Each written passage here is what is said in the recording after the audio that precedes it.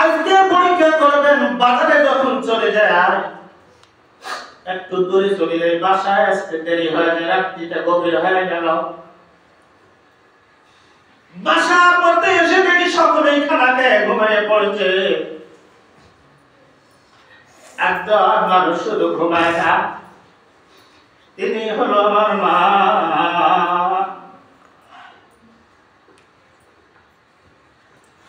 মা ঘুমায় না। জিজ্ঞাসা করলাম, মা সকলেই ঘুমিয়ে পড়লো, তুমি কেন এখন পর্যন্ত ঘুমাও না?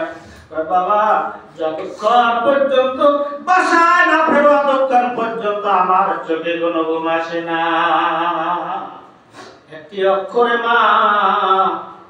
যাদের মা আছে ভাইজান এখন পর্যন্ত, তাদের জান্নাতে যাওয়ার একটা রাস্তা আছে। আর মুসলমান তাই তো বিশ্বনবী ঘোষণা করলেন, যদি কোন সন্তানের জন্য মা দোয়া করে, দরখাস্ত করে আল্লাহর দরবারে, আল্লাহ তুমি আমার সন্তানকে কবুল করে নাও, মহান আল্লাহ রাব্বুল আলামিন ডাক দিয়ে বলে, ফেরেশতা মা যেখানে দরখাস্ত করতেছে, মা সন্তানের প্রতি খুশি হয়ে গেছে। ও ফেরেশতা, দেরি করো না।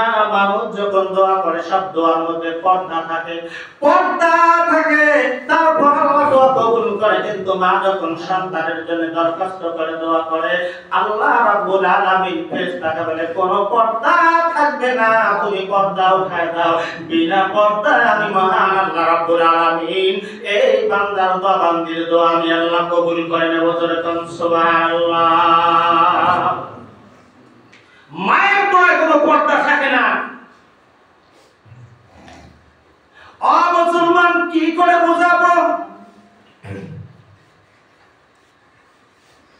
আমার এই মাদ্রাসায় এমন কতগুলো সন্তান লেখাপড়া করে, গরিব মানুষের সন্তান, বাচ্চা মাঝে মধ্যে কথা বলে আমার সঙ্গে, হুজুর আমি কাজ করার জন্য এসেছি, বাচ্চা লেখাপড়া করে, খরচ যোগাইতে পারি না, মাদ্রাসায় খরচ দিতে পারে না, ঠেলা গাড়ি চালায়, রিক্সা চালায়, ভ্যান গাড়ি চালায়, বিদেশে চলে যায় কাজ করার জন্য। শুধুমাত্র একটাই তাদের তামান্না, একটা হলো আশা, একটাই হলো তাদের কলিজার মধ্যে আশা, আমার সন্তান কোনদিন পাগড়ি দিবে, কোনদিন আমার জন্য দোয়া করবে, আমার সন্তানটা আমার জানাজার নামাজ টুকুন পড়াই দেবে। জোরে কোন সুবহানাল্লাহ। সন্তানের পিছনে কতটুকু শ্রম দেয় মা বাবা, এটা তো আমরা জানি না, আমরা চিন্তা করি না। আমার ভাইরা,